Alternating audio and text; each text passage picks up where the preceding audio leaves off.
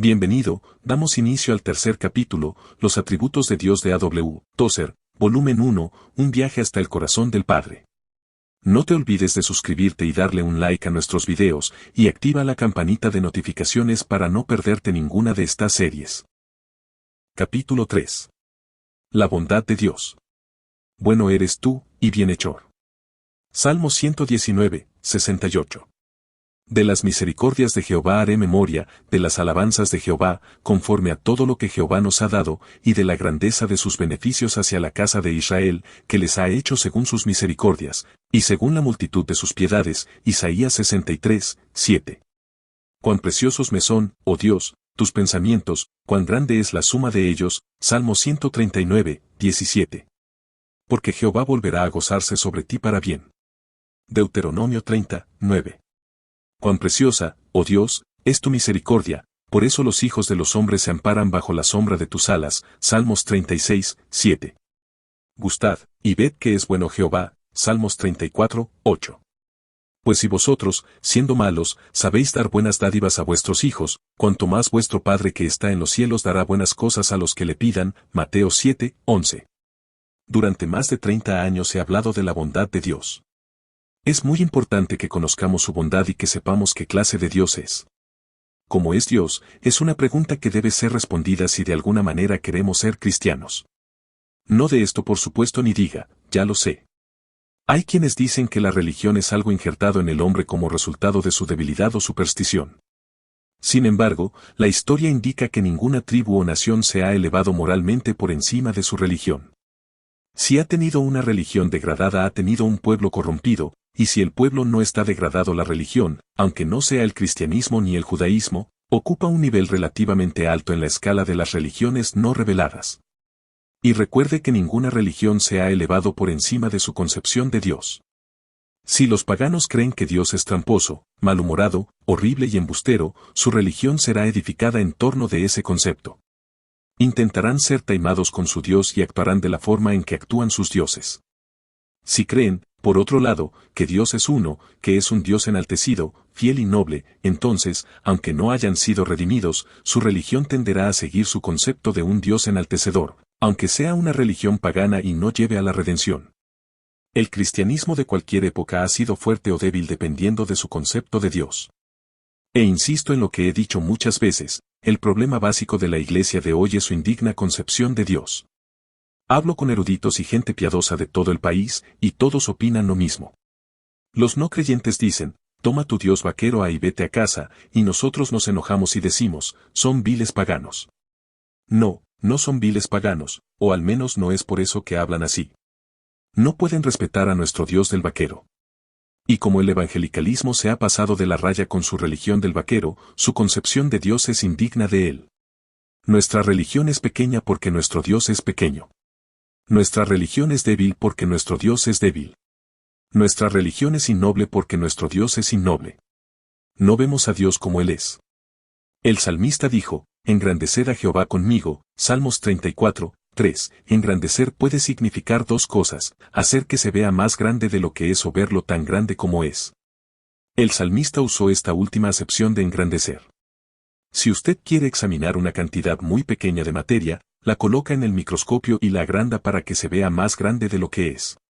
Pero es imposible hacer que Dios se vea más grande de lo que es. Cuando decimos, engrandecer, es de fundamental importancia que tengamos conocimiento del Santo, que sepamos cómo es Dios. Por supuesto, solo podemos conocerlo mediante las Escrituras, es de donde obtenemos nuestra información. También podemos aprender algo de la naturaleza, los cielos cuentan la gloria de Dios, y el firmamento anuncia la obra de sus manos, Salmos 19, 1. Pero aunque la pluma de la naturaleza escriba sin demasiada claridad, la palabra de Dios es muy, muy clara. Es muy importante que sepamos que Dios es bueno. Leemos que Dios es bueno y hace el bien y que su amorosa bondad, misericordia, está sobre todas sus obras y todos esos pasajes de las Escrituras citados antes. Tome la concordancia y busque la palabra bueno o la palabra misericordia y vea cuánto tiene para decir la Biblia sobre que Dios es de buen corazón, tanto en el Antiguo como en el Nuevo Testamento. Lo que significa, bueno, Dios es de buen corazón, gentil, amable y benevolente en su intención. Recordemos que Dios también es cordial. En realidad, nosotros solo pensamos que creemos. Somos creyentes en un sentido, y confío en que creamos lo suficiente como para ser salvos y justificados por gracia. Pero no creemos con la intensidad y la intimidad que deberíamos. Si lo hiciéramos, creeríamos que Dios es un Dios cordial, que es gentil y que sus intenciones son amables y benévolas. Deberíamos creer que Dios nunca piensa algo malo sobre nadie, y jamás ha tenido un mal pensamiento sobre alguien. Ahora, todo lo que he dicho significa que Dios es bueno. Todo eso Él lo es infinitamente. ¿Por qué digo esto? Porque la infinitud es un atributo de Dios. Y es imposible que Dios sea algo pero no sea completamente, infinitamente lo que es. Es posible que el sol sea brillante, pero no infinitamente brillante porque no tiene toda la luz que hay. Es posible que una montaña sea grande pero no infinitamente grande. Es posible que un ángel sea bueno, pero no infinitamente bueno. Solo Dios puede reclamar infinitud. Cuando digo que Dios es bueno, que tiene un buen corazón, quiero decir que tiene un corazón infinitamente bueno y que no tiene límites para ello. Cuando digo que Dios es amable, bueno y comprensivo por naturaleza, quiero decir que Él es infinitamente así. Dios no solo es infinitamente bueno, también es perfectamente bueno. Dios nunca es parcialmente algo. Cuando digo que Dios es de buen corazón, me refiero a que es perfectamente de buen corazón. No significa que pueda haber veces en que Dios no se sienta bien y no sea bondadoso. Nunca habrá un momento en que Dios no sea cordial. Hasta el mejor de los cristianos no es cordial siempre. Quizás no durmió bien, y aunque no esté loco y viva como cristiano, quizás no le guste hablar por las mañanas. No se siente cordial, no es comunicativo, no es entusiasta. Pero nunca hay un momento en que Dios no lo sea. Porque lo que Dios es, lo es perfectamente. Con gozo le anuncio que lo que Dios es inmutable. Dios nunca cambia. Lo que Dios fue, eso es. Lo que Dios fue y es, eso será. Jamás habrá un cambio en Dios. No me llame hereje, averíguelo. Vaya a la palabra y vea si esto es correcto. Si usted fuera un buen lector iría a las Escrituras e investigaría si estas cosas son ciertas, vea a Hechos 17, 10 al 11, eso es todo lo que le pido. Recuerde que Dios es entusiasta respecto de sus obras. Dios no es un ingeniero ausente que dirige su mundo por control remoto. Las Escrituras dicen que Él sustenta todas las cosas con la palabra de su poder, Hebreos 1, 3. La presencia de la palabra invisible en el universo hace que las cosas funcionen. Dios es el creador perfecto y maneja todo al estar presente en sus obras. Eso se ve en los profetas, los salmos y el libro de Job, todo en el Antiguo Testamento. Cuando llegamos a la era de la ciencia nos olvidamos de todo eso, ahora hay leyes. La Biblia no sabía nada sobre las leyes de la naturaleza. La Biblia solo sabía que Dios estaba allí. Si llovía, era Dios que regaba las colinas desde sus aposentos. Si había rayos, era Dios, y si eran truenos, era la voz de Jehová que desgaja las encinas, Salmo 29, 9. Los escritores de la Escritura tenían aguda conciencia de Dios y nunca se sentían solos porque Dios estaba allí. Ciertamente Jehová está en este lugar, y yo no lo sabía, Génesis 28, 16. Esta idea de que Dios es un ingeniero ausente que maneja su universo por control remoto está completamente equivocada. Él está presente con un entusiasmo continuo y perpetuo, con todo el fervor de su extasiado amor impulsado por sus designios santos. Si usted no siente de esta manera, es la incredulidad lo que hace que se sienta así, es la preocupación de este mundo. Si usted le creyera a Dios, sabría que esto es verdad. La bondad de Dios significa que Él no puede sentirse indiferente hacia nadie. Las personas son indiferentes, pero Dios no. Dios ama con una energía absolutamente ilimitada u odia con fuego consumidor. Se ha dicho sobre la segunda persona de la Trinidad, has amado la justicia, y aborrecido la maldad, por lo cual te ungió Dios, el Dios tuyo, con óleo de alegría más que a tus compañeros, Hebreos 1, 9. El mismo Señor Jesús que amó con un ilimitado y arrollador amor también odió con terrible fuego consumidor y seguirá haciéndolo por los siglos. La bondad de Dios exige que no pueda amar el pecado. Nuestra razón de vivir la bondad de Dios es la única razón válida para la existencia, la única razón que subyace tras todas las cosas. ¿Imagina usted que merece haber nacido, que merece estar vivo? El incrédulo poeta Omar Khayyam dijo, llegado a este universo el porqué ignorando y el de dónde, como agua que, quiera o no quiera, corre, salgo de él como el viento que el desierto cruzando, sin saber hacia dónde, quiera o no sigue andando. Y luego acusó a Dios por todo aquello y dijo, por todo lo malo que he hecho, oh Dios, perdóname y recibe mi perdón. Él creía que Dios le debía algo. Pero recuerde que usted puede responder cada pregunta con esta expresión: Dios en su bondad lo quiso. Dios por su generosidad lo quiso. ¿Por qué fuimos creados? Fue porque merecíamos ser creados. ¿Cómo puede nada merecer algo? Hubo un tiempo en el que no había raza humana. ¿Cómo podría una raza que no existía merecer algo? ¿Cómo podría un hombre que todavía no había sido creado ganar algo o acumular mérito? No podría ser así. Dios por su bondad nos creó. ¿Por qué no fuimos destruidos cuando pecamos? La única respuesta es que Dios en su bondad nos perdonó. Ese Dios, cordial y bien intencionado, nos perdonó. ¿Por qué el Hijo Eterno de Dios habrá dado su sangre por nosotros? La respuesta es, por su bondad y su misericordia. Cuán preciosa, oh Dios, es tu misericordia. Por eso los hijos de los hombres se amparan bajo la sombra de tus alas. Salmo 36, 7. ¿Por qué me va a perdonar Dios si he pecado una y otra vez? Porque Dios, en su bondad, actúa de acuerdo con ella y hace lo que su amoroso corazón le dicta. ¿Por qué responde Dios las oraciones? No imaginemos que lo hace porque alguien es bueno. Nosotros, los protestantes, decimos que no creemos en los santos, pero sí creemos. Los canonizamos. Tenemos a San George Mueller, a San C.H. Spurgeon, a San D. L. Maddy y a San A. B. Simpson. Tenemos la idea de que Dios respondió las oraciones de ellos porque eran realmente buenos. Si ellos estuvieran aquí, lo negarían fervientemente. Nadie jamás obtuvo nada de Dios sobre la base de sus méritos. Habiendo caído, el hombre solo merece castigo y muerte. Así que si Dios responde nuestras plegarias es porque es bueno. Por su bondad, su misericordia, sus buenas intenciones y benevolencia Dios lo hace, esa es la fuente de todo. Estos son los únicos motivos por los cuales cualquiera ha sido salvo desde el comienzo del mundo.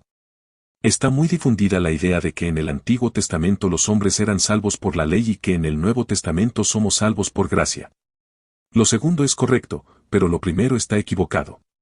Nadie ha sido salvo jamás, desde el día en que Abel ofreció la sangre de su cordero en un altar casero, hasta el último convertido de hoy, sino por la bondad de Dios. Por la gracia de Dios, su misericordia, su buen corazón, su bondad y su gentileza, su cordialidad y lo accesible que es, salvó amablemente a las personas. Hemos tomado la palabra gracia y la hemos convertido en un término técnico. La gente del Antiguo Testamento no se salvaba por hacer algo, porque merecemos el infierno, y si Dios actuara solamente de acuerdo con su justicia, simplemente hubiera quitado el tapón y nos hubiera arrojado a todos al infierno y listo. Pero Dios, por su bondad y gracia misericordiosa, perdonó a quienes aceptaron las condiciones que estableció. Todos son salvos por gracia. Abel fue salvo por gracia. Noé fue salvo por gracia, pero Noé halló gracia ante los ojos de Jehová. Génesis 6, 8. Así sucedió con Moisés y con todos los demás hasta la venida de Jesús y su muerte en la cruz. Todos fueron salvos por gracia por la bondad de Dios. Y todos han sido salvos por gracia por la bondad de Dios desde entonces. Bondad y severidad, pero no nos ahoguemos en almíbar. Dios no solo es bueno, Dios es severo. Romanos 11, 22, nos habla de la severidad de Dios. Mira, pues, la bondad y la severidad de Dios, y dice que como Israel se apartó de Dios, Dios fue severo con Israel y lo cortó temporalmente del buen olivo e injertó a los gentiles en su lugar. Mire, pues, la bondad y la severidad de Dios. Dios es bueno con todos los que aceptan su bondad. Y por quienes rechazan su bondad, no hay nada que el Dios Todopoderoso pueda hacer si permite al hombre su libre albedrío, y yo creo en el libre albedrío. El libre albedrío es un don de Dios, de su soberanía absoluta nos ha dado un poco de soberanía provisional. Él dijo, les permitiré, dentro de ciertos límites, que sean sus propios jefes y que elijan ir al cielo o al infierno. Si un hombre no acepta la bondad de Dios, deberá aceptar su soberanía hacia todos los que continúan en rebelión moral contra el trono de Dios y se rebelan contra las virtuosas leyes de Dios. No hay nada que Dios pueda hacer y por ello su justicia dispone de todos.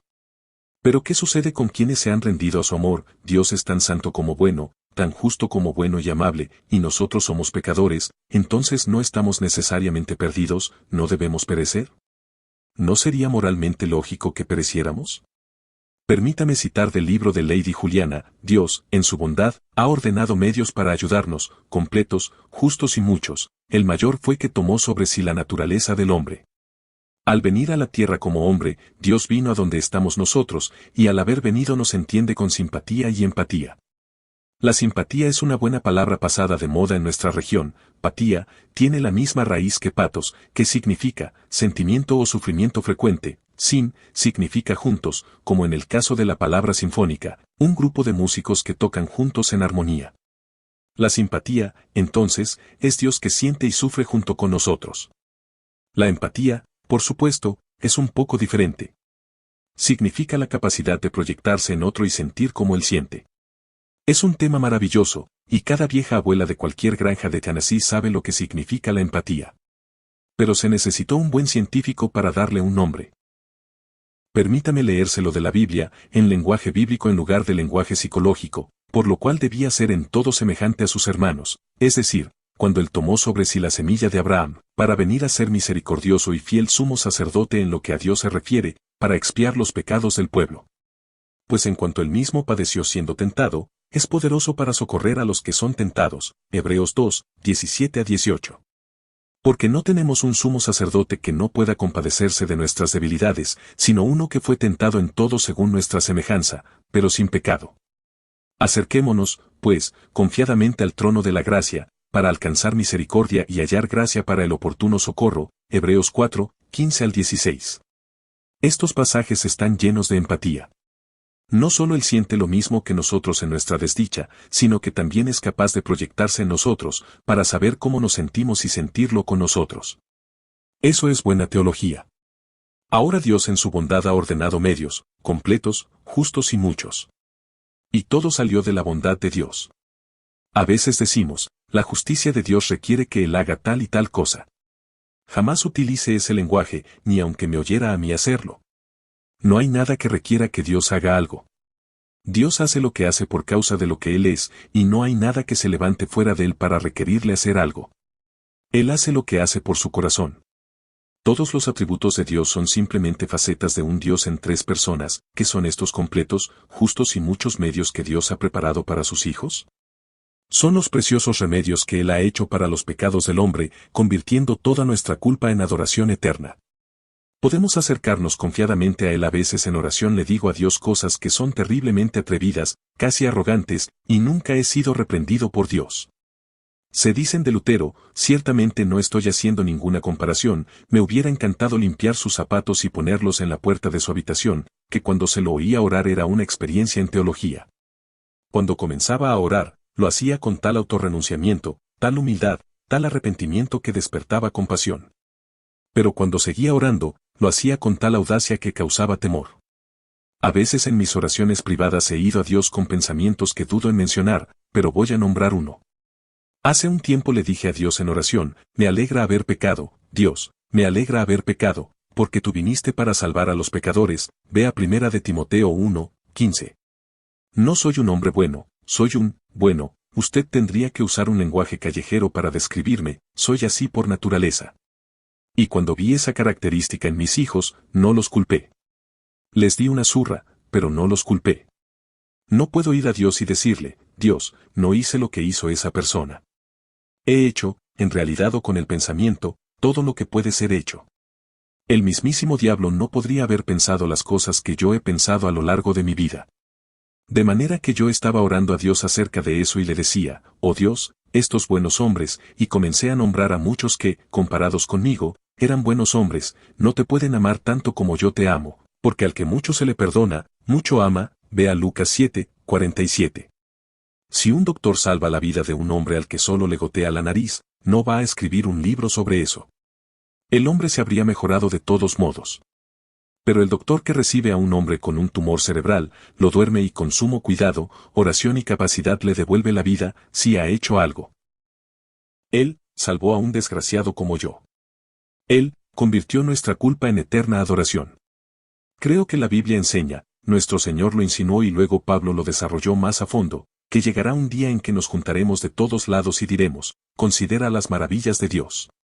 Usted lee en el libro de los Hechos, 4, 14, que veían al hombre que había sido sanado, que estaba de pie junto a ellos, y no podían decir nada en contra. Al ver a ese malvado pecador allí de pie, solo podemos decir, el Cordero que fue inmolado es digno de tomar el poder. Apocalipsis 5, 12. Y la dignidad es la bondad de Dios que de su infinita generosidad, su perfecta e inmutable misericordia, Él hizo para nosotros remedios completos, justos y muchos convirtiendo nuestros pecados en adoración eterna. La bondad de Dios Jesús es Dios. Y Jesús es el hombre más bondadoso que haya vivido en esta tierra. Su bondad es algo que nosotros debemos tener. Debe ser un reflejo, un persistente aroma, como una vieja vasija que alguna vez contuvo bellas flores. Aunque la vasija se haya roto, el aroma de esas rosas permanece a su alrededor. Así sucede con la humanidad, caída como una vasija rota, hecha añicos en el pavimento y astillada en millones de pedazos, pero todavía conserva algo que llamamos bondad. Supongo que uno de los hombres más bondadosos de los Estados Unidos fue Abraham Lincoln. Cuando Lincoln visitó el hospital yacía allí un joven oficial del ejército del norte tan malherido que era obvio que iba a morir. Las enfermeras le susurraron, «Señor presidente, él no lo va a lograr». Y el gran presidente, alto, sencillo, entró a la sala del hospital y caminó entre aquellos hombres. Y luego se volvió hacia ese oficial agonizante y se detuvo, lo besó en la frente y le dijo, «Teniente, usted se tiene que poner mejor por mí». Y las enfermeras que los rodeaban dicen que escucharon un susurro, «Señor presidente, lo haré». Y lo hizo. En otra ocasión entraron a una oficina donde él estaba sentado mirando el césped por una ventana y le dijeron, «Señor presidente, se lo ve muy serio hoy». «Sí», dijo él, «hoy es el día del asesino. Van a matar a muchos jóvenes hoy en el ejército por batirse en retirada ante los disparos o por hacer alguna otra cosa en la guerra. No culpo a esos muchachos, no fueron cobardes. Sus piernas lo hicieron». Con lágrimas, dijo, «Estoy repasando la lista, y voy a salvar a todos los que pueda». Es por eso que amamos a Lincoln, no solo porque liberó a los esclavos y salvó la Unión, sino porque tenía un gran corazón. Pero hasta él tenía un límite. Se dice que una vez alguien llegó al césped de la Casa Blanca y la esposa de Lincoln, Mary, estaba corriendo y gritando. El gran presidente, alto como era, la seguía con una palmeta. «¿Qué está pasando aquí?», preguntó esa persona. Él respondió, «Ella no quiere obedecerme». Él podía enojarse. Y podía ser cruel, pero Jesús no. El hombre más bondadoso que ha existido es Jesús. Un grupo de literatos estaba hablando del patetismo en la literatura. Estaban hablando de libros que los habían conmovido hasta las lágrimas. Matthew Arnold dijo de Burns que su poesía era tan dolorosamente bella, desgarradoramente conmovedora, que a veces era difícil leerla porque hería demasiado profundamente. Alguien le preguntó al señor Dickens qué literatura creía que tenía el mayor patetismo. «Oh», dijo, «no hay duda, la historia del hijo pródigo. No hay nada que se le compare en toda la literatura». ¿Quién escribió esa historia? Dios. ¿Quién la contó? El hombre más bondadoso de todo el mundo. Cuando leo las escrituras y llego a ese pasaje. Un hombre tenía 2 hijos, Lucas 15, 11, instintivamente agacho mi cabeza. Algo en mí quiere inclinarse en reverencia ante el corazón que pudo pensar esa historia. A Dios no le repugnan nuestras miserias. Él no tiene ningún pesar por nada de lo que ha hecho, ni desdeña servir a nuestro cuerpo en el más simple de los oficios. El Señor será su enfermero, su cuidador, su ayudador, y no le repugna nada de usted. Él anhela que usted se goce con Él. El maravillosamente eterno y alto, supremo amor de Dios, en su bondad nos ve perfectos aunque no lo somos. Y quiere que nos gocemos en Él. Dios quiere complacernos, Él no encuentra placer alguno en las lágrimas humanas. Él vino y lloró porque podría detener para siempre la fuente de lágrimas humanas.